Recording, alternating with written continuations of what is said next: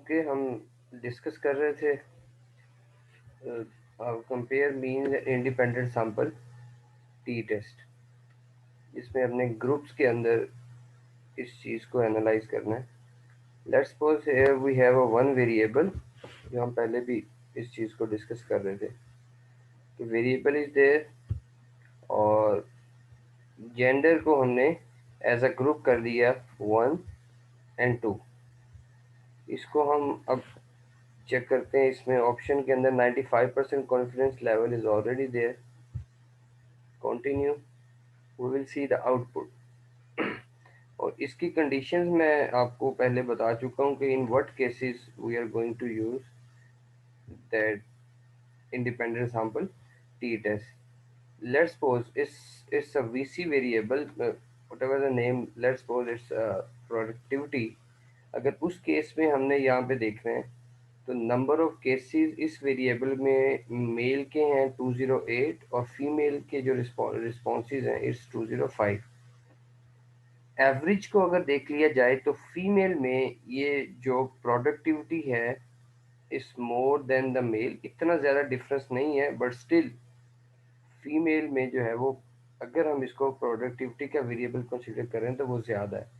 Standard deviation आ गई कि जो मेल और फीमेल के रिस्पॉन्सेज में जो वेरिएशन है वो स्टैंडर्ड डेविएशन है, इट्स 1.147 एंड 1.16। अब हम ये देख रहे हैं कि ये जो वेरिएबल की कंट्रीब्यूशन आ रही है इन मेल और फीमेल, क्या ये इतनी सिग्निफिकेंट है कि हम इसको ग्रुप वाइज रिप्रेजेंट कर सकते हैं डाटा को, या जो हमारा ऑब्जेक्टिव है इंडिपेंडेंट सैंपल टी टेस्ट में, और the variation in male और female regarding the productivity is significant or not। इस चीज को हम चेक करते हैं। there are two options, equal variance assumed and equal variance not assumed।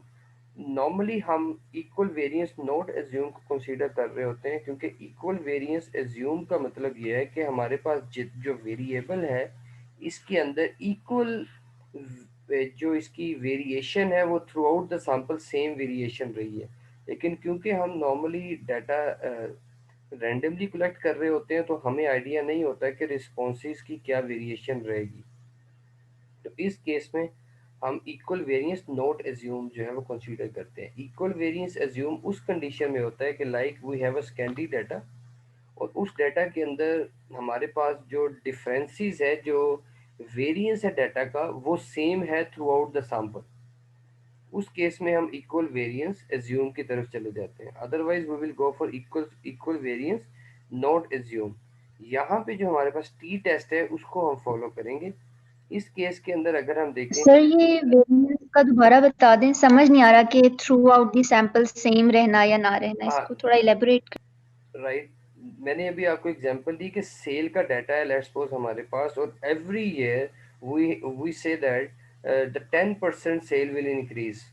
तो हर साल जो मेरे पास वेरिएशन आएगी डाटा में वो 10% के अकॉर्डिंगली आएगी, तो वो जो वेरिएंस है वो सेम है। लेकिन डाटा जब हम क्वेश्चनर्स के थ्रू ले रहे होते हैं तो वहाँ पे जो रिस्पॉन्सेज हमारे पास आ रहे होते हैं वो सबके सेम नहीं होते, या उसमें हम ये नहीं कह सकते कि वो इक्वल, हर रिस्पोंडेंट जो है वो इक्वल वेरिएशन के साथ चल रहा है। सबके डाटा जो है और जो रिस्पॉन्सेज हैं वो डिफरेंट होते हैं। इसलिए मैंने ये कहा है कि यहाँ पे जो कंडीशन फॉलो करेंगे it's equal variance not assume, के ना तो हमने एज्यूम किए हैं, because data will give us a different level of variance according to the respondents in a sample. वो डिफरेंट है, वहाँ पे हर किसी का रिस्पॉन्स डिफरेंट है। इसलिए मैंने आपको कहा है कि हम इक्वल वेरिएंस नॉट एज्यूम की तरफ जाएंगे, क्योंकि हमारे सैंपल का जो वेरिएंस है थ्रू आउट द डाटा वो सेम नहीं है। अब यहाँ पे टी टेस्ट की वैल्यू हमारे पास आई माइनस में 1.335। मैंने आपको इसकी कैलकुलेशन जो है वो थोड़ी सी मैंने आपको स्टार्ट पे बता भी दी है कि जो टी टेस्ट है आपको नेगेटिव और पॉजिटिव सेंस के अंदर ये चीज़ें हमें यहाँ पे बता रहा है। अब अगर हम यहाँ पे इस चीज़ को देखें, सिग्निफिकेंट यहाँ पे जो वैल्यू आ रही है इट्स 0.182। 0.182 जो हमारे पास सिग्निफिकेंट वैल्यू है it's insignificant, because the cut off value is 0.05 और जो कट ऑफ वैल्यू के अकॉर्डिंग अगर हम देखा जाए तो वैल्यू 0.05 से ज़्यादा है। इट मीन्स कि अगर हम ये डाटा मेल और फीमेल में इसको चेक कर रहे हैं तो ये इतनी ज़्यादा सिग्निफिकेंट कंट्रीब्यूशन नहीं दे रहा है अक्रॉस द ग्रुप्स कि सिमिलर वैल्यू है, मेल में भी उसी तरह की वैल्यू ही हमें मिल रही है और फीमेल में भी सेम इसी तरह की वैल्यू मिल रही है, कोई मेजर डिफरेंस नहीं है।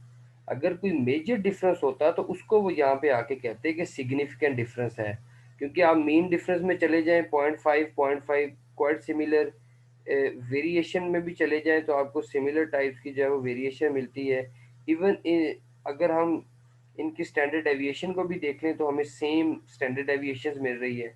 तो इसी वजह से क्योंकि ये मेल और फीमेल की जो वैल्यूज़ है एवरेज के अकॉर्डिंगली, स्टैंडर्ड डेविएशन के अकॉर्डिंगली ये सिमिलर है, इसलिए हम इस डाटा को अगर ग्रुप वाइज देख लें तो हमारी स्टडी की ये फाइंडिंग होगी कि productivity across the gender is quite similar, there is no significant difference in the productivity if we talk about male and female.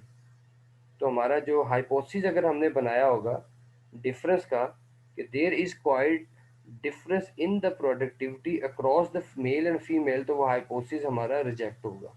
तो हम कहेंगे कि जो एक्सेप्ट हाइपोथेसिस करेंगे वो ये होगा कि there is no difference in in the productivity across male and female.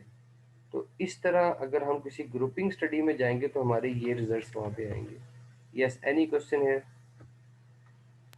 Sir इधर टी वैल्यू माइनस में क्या रिप्रेजेंट करिए? सिग्निफिकेंट वैल्यू हमें ये बता रही है कि डिफरेंस नहीं है अमंग द ग्रुप्स, लेकिन टी वैल्यू क्या बता पी वैल्यू हमें, मैंने आपको बताया था, पॉजिटिव और नेगेटिव रिलेशन बता रही होती है कि आपका जो डाटा है, जो हमने वेरिएबल यहाँ पे चूज किया था लाइक प्रोडक्टिविटी, इसका इफेक्ट जो है वो नेगेटिवली जो है वो मेल और फीमेल में जब ये मूव कर रहा है, लाइक आपने देखा होगा फीमेल में ये 3.77 है और मेल में ये इस वक्त हमारे पास जो है वो 3.66 है।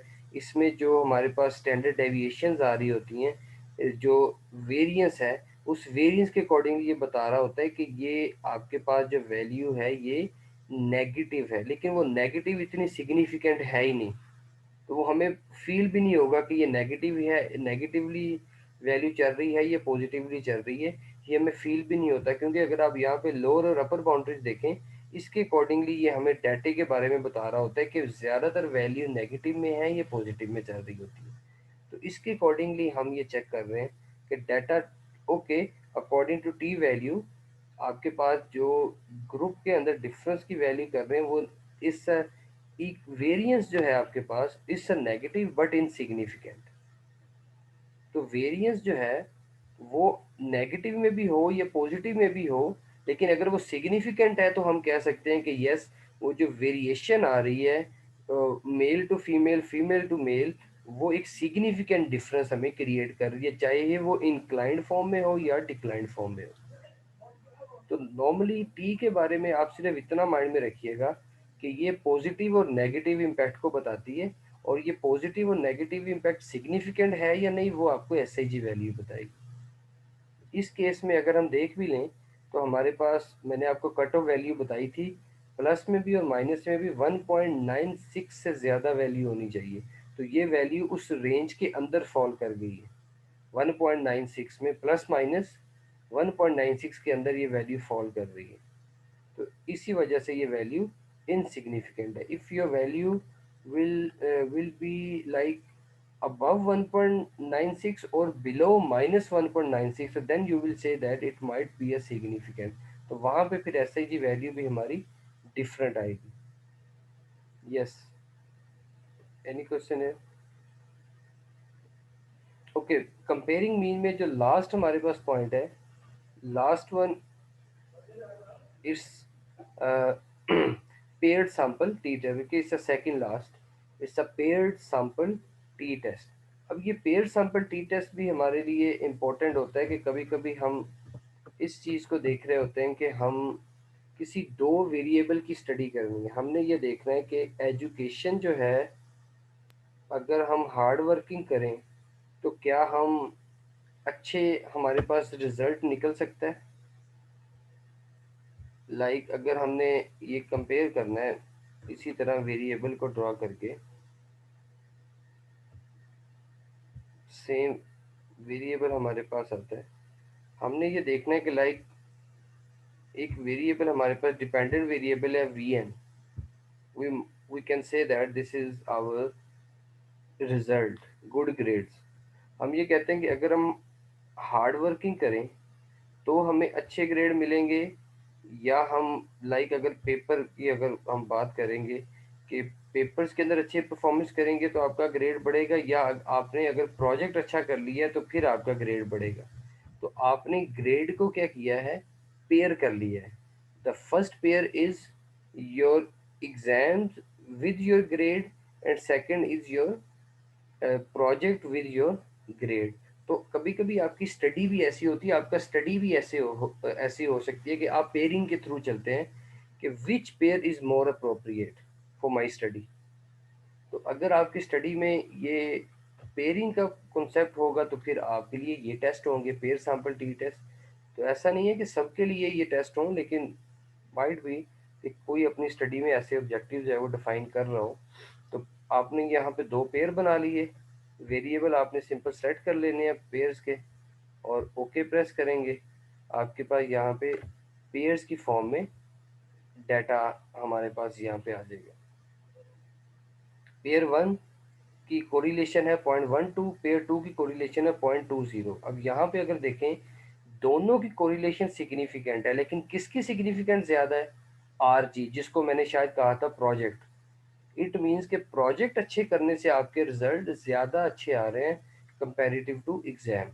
तो कोरिलेशन दोनों की सिग्निफिकेंट है, लेकिन ज़्यादा कोरिलेशन जो है वो 0.2 है, क्योंकि मैक्सिमम कोरिलेशन 1 है और माइनस में भी -1 है। तो पॉजिटिव कोरिलेशन है, दोनों सिग्निफिकेंट है वैल्यूज, दोनों पेयर्स, लेकिन 0.01 ज़्यादा है। अब हम देखते हैं कि ये जो कोरिलेशन पेयर्स के ऊपर में आई है हमारे पास, ये सिग्निफिकेंट है या नहीं है, कौन सी ज़्यादा सिग्निफिकेंट।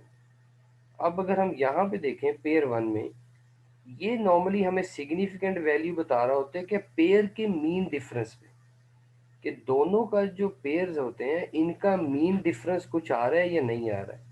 पेयर 1 में हमारे पास दो वेरिएबल है, इनका मीन डिफरेंस 0 है। इट मीन्स कि दोनों का मीन यहाँ पे जो हमारे पास है वो सिमिलर आ रहा है। इस चीज़ को हम यहाँ पे चेक भी कर सकते हैं। आप लोगों को ये कर्सर नज़र आ रहा है? यस जी सर। सर। ओके। अब यहाँ पे हम पेयर में देखें बीबी और वीएन, इनका मीन जो है वो सेम है। यही मीन सेम जो है वो हमें रिजल्ट में जाके बता रहा है कि पेयर का जो मीन डिफरेंस है वो 0 है। पेयर 2 का जो मीन है वो थोड़े डिफरेंट है। इनका मीन डिफरेंस उसने हमें यहाँ पे बता दिया कि इट्स -0.199, और उनके इसी तरह उन दोनों वेरिएबल की जो स्टैंडर्ड डेविएशन का डिफरेंस है वो यहाँ पे बता दिया। स्टैंडर्ड डेविएशन यहाँ पे आप देखें दोनों में है, चेंजेस हैं, यही डिफरेंस हमें स्टैंडर्ड डेविएशन का डिफरेंस यहाँ पे हमें पता चला। इस चीज़ को वो आगे कह रहे हैं कि ये जो मीन डिफरेंस आ रहा है पेयर्स में, क्या ये सिग्निफिकेंट डिफरेंस है या नहीं है। फर्स्ट केस में हमने कह दिया कि टी वैल्यू 0 है, सिग्निफिकेंट 1, ये इनसिग्निफिकेंट है क्योंकि 1.96 में वैल्यू फॉल कर गई। और सेकंड हमारे पास जो आ रहा है पेयर, उसका मीन डिफरेंस एग्जिस्ट करता है, और हम कहते हैं कि ये हमारे पास सिग्निफिकेंट है। पेयरिंग के पॉइंट ऑफ व्यू से second one is the most appropriate यहाँ पे, क्योंकि उसकी even it's mean difference negative है, नेगेटिव आपके पास टी वैल्यू आ रही है मीन डिफरेंस के पॉइंट ऑफ व्यू से, और लेकिन आपकी एस वैल्यू जो है वो 0.05 से कम है, ये 0.005 है। और क्योंकि इसकी कोरिलेशन भी ज़्यादा थी, तो पेयर 1 हम कहेंगे कि इट्स पेयर 2 जो है वो क्वाइट इफेक्टिव है कंपेरेटिव टू पेयर 2। तो इस तरह करके हम पेयर सैंपल टी टेस्ट भी लगाते हैं कि in case where your study objective is to have pair in your studies, you wanted to create pairing within the variables, और फिर आप चेक करना चाह रहे हैं कि कौन सा पेयर जो है वो ज़्यादा इफेक्टिव आपको रिजल्ट दे रहा है। क्लियर? एनी क्वेश्चन है? सर अगर सिग्निफिकेंट वैल्यू नहीं भी एग्जिस्ट करती तो टी की वैल्यू से भी तो हम अंदाजा लगा सकते हैं ना कि अगर ये 1.96 की रेंज से बाहर है तो बिल्कुल सिग्निफिकेंट है। बिल्कुल ऐसे, क्योंकि ये वैल्यूज इंटरलेट कर रही होती है, आपको टी वैल्यू से भी पता चल जाएगा कि ये सिग्निफिकेंट होगी या नहीं होगी। वैसे इसको हम कहते हैं टेबल वैल्यू। वो टेबल वैल्यू हमने कैलकुलेट करनी होती है डिग्री ऑफ फ्रीडम से और 95% कॉन्फिडेंस लेवल से। तो वो टू सम हो वो 1.96 की रेंज में आ रही होती हैं, इसलिए हम उसी तरह एक एवरेज वैल्यू में आपको 1.96 बता रहा हूँ। जो लास्ट हमारे पास यहाँ पे है एनालाइज में और कंपेयर मीन्स के अंदर, that is one way sir ANOVA. एक क्वेश्चन है। सर प्रीवियसली हमने जब इंडिपेंडेंट सैंपल टी टेस्ट भी किया था तो इसमें एक लास्ट कॉलम था कॉन्फिडेंस लेवल का ना, बल्कि इधर भी नजर आ रहा है 95% जी जी कॉन्फिडेंस लेवल। तो सर ये एक्यूरेसी बताता है डेटा की डिपेंडिंग अपॉन द वेरिएशन, या ये इसकी इंटरप्रिटेशन भी थोड़ी सी बता दें कैसे एग्जैक्टली करनी? ये मैंने क्लास में भी काफ़ी इस चीज़ को डिस्कस किया था ना। हमारा जो भी डाटा हम यहाँ पे यूज़ कर रहे होते हैं उसके लिए, क्योंकि ये एक्यूरेट डाटा नहीं होता, हम सैम्पलिंग के थ्रू डाटा ले रहे होते हैं, तो हमारी अजम्पशन ये होती है कि वी आर 95% कॉन्फिडेंट कि ये डाटा हमें सही रिजल्ट देगा। तो दे आर 5% चांसेस कि डाटा हमें जो है वो सही रिजल्ट नहीं दे रहा। तो हम क्या करते हैं कि वो 95% कॉन्फिडेंस लेवल रखते हैं अपनी सोशल साइंस की स्टडीज़ में। साइंटिफिक स्टडी जो होती है उसमें एरर के चांसेस जो है बिल्कुल नहीं होते। वहाँ पे मे बी के वो 99% तक अपनी स्टडी की एक्यूरेसी को लेके जाना चाह रहे हो। तो सोशल साइंसेज के अंदर हम ये कहते हैं कि 95% एंड वी आर कॉन्फिडेंट कि मेरे डाटा की जो प्रिसीशन है, मेरे रिजल्ट की जो प्रिसीशन है वो 95% पे मैं चेक करूँगा। अगर 95% से बिलो चले जाएंगे तो मैं कहूँगा कि मेरे रिजल्ट ठीक नहीं है। अगर वो विद इन 95% की रेंज में आ जाएंगे तो मैं इन रिजल्ट को एक्सेप्ट कर लूँगा। यही हम यहाँ पे कर रहे हैं। ये जो एस आई जी वैल्यू हमें जितनी भी, हम 0.05 क्यों मैं कह रहा हूँ, 5% है, तो वो 95 का जो रिमेनिंग 5% है वो इधर है, सिग्निफिकेंट है। जैसे ये वैल्यू 5% से बढ़ जाती है, 0.05 से बिलो हो जाती है, सॉरी अबव चली जाएगी वैल्यू, तो मैं कह दूंगा कि मेरा डाटा इनसिग्निफिकेंट है, क्योंकि फिर ये वैल्यू मेरी 95% कॉन्फिडेंस लेवल से बढ़ निकल जाएगी और मे बी 94 पे जाके या 90% पे जाके ये सिग्निफिकेंट हो रही हो, और वो मेरी स्टडी के लिए ज़रूरी नहीं होगा। तो हम मेरी स्टडी की जो प्रिसीशन है वो 95% कॉन्फिडेंस लेवल है। उस कॉन्फिडेंस लेवल पे ये मुझे लोअर और अपर बाउंड्रीज दे रहा होता है, लेकिन क्योंकि हम अभी एनालिसिस कर रहे हैं, अगर आप स्टैटिस्टिक्स का कोर्स हो तो वहाँ पे हम इन इंटरवल्स को डिस्कस कर रहे होते हैं कि लोअर बाउंड्रीज और अपर बाउंड्रीज क्या आ रही हैं। वैसे आपको ये 95% कॉन्फिडेंस लेवल पे ये मिनिमम और हाईएस्ट डाटा वैल्यूज़ के बारे में बता रहा होता है कि कौन सी मिनिमम बाउंड्री में मेरा डाटा है और हाईएस्ट बाउंड्री मेरे डाटे की क्या बन रही है। तो हमारी जितनी भी स्टडी होगी ऑटोमेटिकली 95% कॉन्फिडेंस लेवल पे ही होगी। अब लास्ट हमारे पास जो कंपेयर मीन्स के अंदर है, it's one way ANOVA. One way ANOVA जो है वो नॉर्मली हम क्या कर रहे होते हैं, टेस्टिंग कर रहे हैं वेरिएशन को चेक करने के लिए कि विद इन अ वेरिएबल हमारे पास वेरिएशन के पॉइंट ऑफ व्यू से एनालिसिस ऑफ वेरिएंस है कि हमने ये चेक करना है कि मेरे डाटे की वेरिएशन के अकॉर्डिंगली क्या मुझे रिजल्ट्स मिल रहे होते हैं। आपने चेक किया, अभी यहाँ पे हम स्टार्ट करते हैं, like here I have one dependent variable, one independent variable. Post hoc test इसमें हम यूज़ करते हैं ये टकी टेस्ट, इसके अंदर जो रिकमेंडेड टेस्ट है जो हमारी फील्ड में यूज़ हो रहा होता है। और अगर हम इसको ओके करें, we will see a one way ANOVA, जिसमें हमारे पास इस चीज़ की टेस्टिंग है कि एक वेरिएबल हमारे पास यहाँ पे डिपेंडेंट वेरिएबल है और इसको हमने इंडिपेंडेंट वेरिएबल के अकॉर्डिंगली चेक करना है कि हमारे पास जो मीन डिफरेंस इसके हैं क्या वो सिग्निफिकेंट आ रहे हैं या नहीं, या वेरिएशन। एक चीज़ हमेशा ध्यान में रखिएगा, जैसे ही मैंने एनालिसिस ऑफ वेरिएंस अनोवा किया है ये मुझे एफ टेस्ट पे लेके जाता है, ये अब टी टेस्ट नहीं है, do remember it. T test हमें बता रहा होता है सिग्निफिकेंट लेवल पॉजिटिव और नेगेटिव के बारे में। एफ टेस्ट हमें ये बता रहा है कि डाटा में वेरिएशन जो है वो एक्सेप्टेबल है या नहीं है। एक वेरिएबल के चेंज होने से मेरे दूसरे वेरिएबल में क्या चेंजेस आ रही हैं। वो चेंजेस जो है वो नॉर्मली हम वन वे अनोवा से कर रहे होते हैं, और बहुत सी स्टडी ऐसी होती हैं कि जिसमें हमने ये चेक करना है कि मेरे एक वेरिएबल में अगर कोई चेंजेस आती हैं तो मेरे सेकंड वेरिएबल में क्या चेंजेस आ रही हैं, एक वेरिएबल की वेरिएंस दूसरे वेरिएबल में कितनी वेरिएंस लेके चल रही है। तो नॉर्मली इस केस के अंदर हम वन वे अनोवा चेक करते हैं। लाइक अगर आप ये कहें कि मैं मेरे पास एग्जाम्स हैं या एग्जाम की या प्रोडक्टिविटी की हम बात कर रहे हैं कि अगर हम मशीन के ऊपर जो वर्किंग आवर्स हैं अगर वो कम या ज़्यादा करें तो उससे प्रोडक्टिविटी में क्या चेंजेस आती हैं।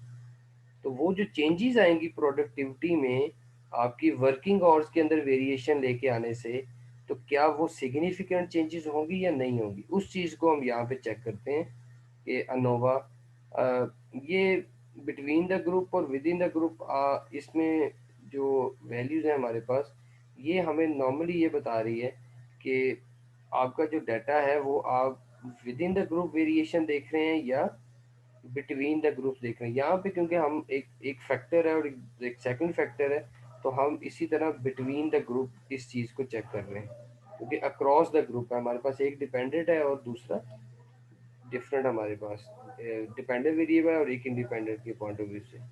एफ टेस्ट हमारे पास 3 है और 3 हम फिर ये देख रहे हैं कि क्या ये सिग्निफिकेंट वेरिएशन आ रही है इस वजह से। तो एस आई जी वैल्यू हमें बता रही है कि यस ये वैल्यू भी सिग्निफिकेंट आ रही है, और यहाँ पे फिर ये हमें पेयरिंग बना के दे रहा है। पेयरिंग के पॉइंट ऑफ व्यू से यहाँ पे हमारे पास जो है वो कुछ वैल्यूज चलेंगी। पेयरिंग के पॉइंट ऑफ व्यू से हम ये देखेंगे कि अगर अब हमारे पास वीसी के जस्ट गिव मी अ 5 मिनट्स।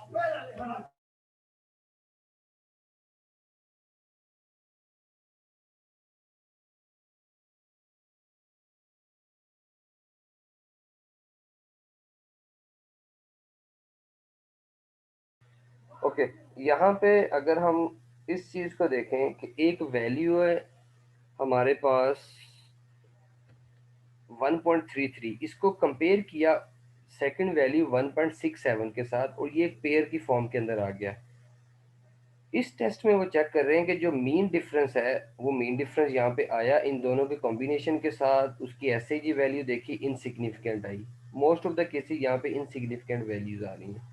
इसका थोड़ा सा मैं आपको ये रिलेशन बता दूं कि हम ये चेक किस तरह कर रहे हैं कि हमारे पास लाइक इसको एक सेकंड फॉर्म के अंदर लेके जाते हैं, द मोस्ट ईजीएस्ट फॉर्म, जिससे हम इस चीज़ को ज़्यादा क्लियर अंडरस्टैंड कर लें। हमारे पास एक डाटा है, टेस्ट हम जो करना चाह रहे हैं, लाइक इधर हम देखते हैं वेरिएशन क्वालिफिकेशन।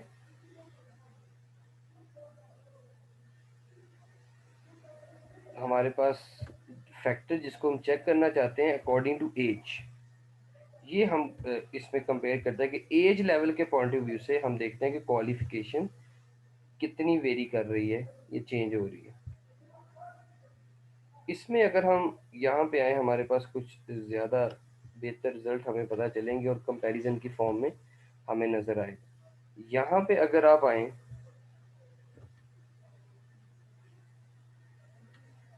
ये मल्टीपल कोरिलेशन का,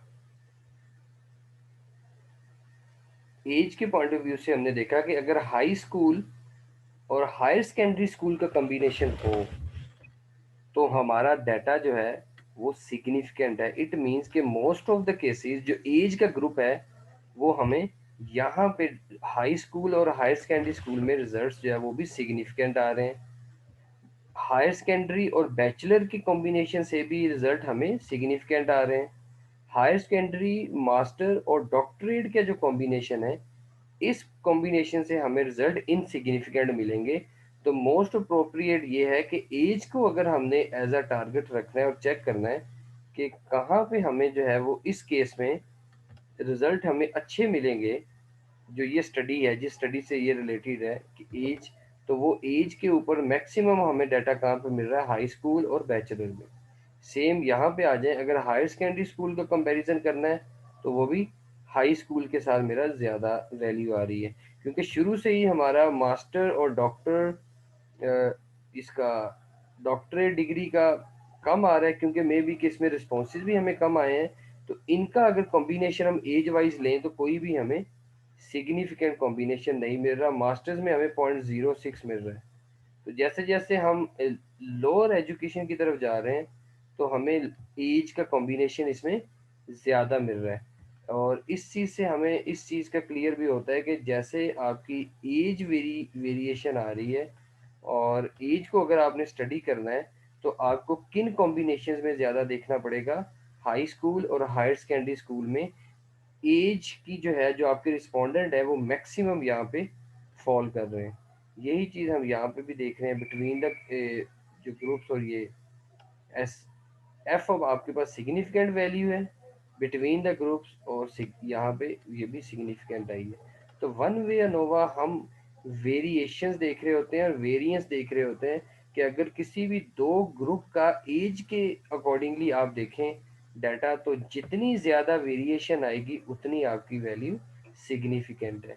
एज की वैल्यू हाई स्कूल में एंड हायर सेकेंडरी स्कूल में इसकी वेरिएशन सबसे ज़्यादा है। फिर एज की वैल्यू हाई स्कूल में और बैचलर में है, वेरी कर रही है एज। और इसी तरह अगर हम यहाँ पे आ जाए हायर सेकेंडरी स्कूल और हाई स्कूल में, ये सेम, क्योंकि कॉम्बिनेशन सेम है। सेकंड आपके पास हायर सेकेंडरी स्कूल और मास्टर्स के कॉम्बिनेशन भी सिग्निफिकेंट आ रहा है। तो आपने वन वे अनोवा से इसी तरह डाटा के फैक्टर के कॉम्बिनेशन बना के भी देख सकते हैं कि किस कॉम्बिनेशन के अकॉर्डिंगली आपके डाटा में वेरिएशन ज़्यादा आ रही है और किस कॉम्बिनेशन में नहीं आ रही। यहाँ पे आपको अब क्लियर कट पता चल गया है कि डॉक्टरेट का जो ए है वेरिएबल, उसका हमारे एज का जो है उसके साथ इसका कोई सिग्निफिकेंट कंट्रीब्यूटरी एलिमेंट नहीं हो रहा। तो जब कभी भी आपने स्टडी करना हो तो आप डॉक्टरेट लेवल को यहाँ पे एज के पॉइंट ऑफ व्यू से आप स्टडी नहीं करेंगे, बाकी आपके लिए ज़्यादा इम्पोर्टेंट होगा। तो इस तरह के आप हमारे पास जो है वो डिफरेंट पॉसिबिलिटीज़ होती हैं कि हमने अपने स्टडी ऑब्जेक्टिव्स के अकॉर्डिंगली फर्दर एनालिसिस हमने करना होता है। नेक्स्ट जो हमारी स्टडी होगी उसमें हमारे पास कोरिलेशन स्टडी है, जिसको हमने डिस्कस करना है नेक्स्ट लेक्चर में। और फिर हम उसके बाद रिग्रेशन एनालिसिस की तरफ जाएंगे, और after that we will move to the AMOS. AMOS के ऊपर फिर हम इसकी मॉडल टेस्टिंग वगैरह की तरफ चले जाएंगे। यस, एनी क्वेश्चन है?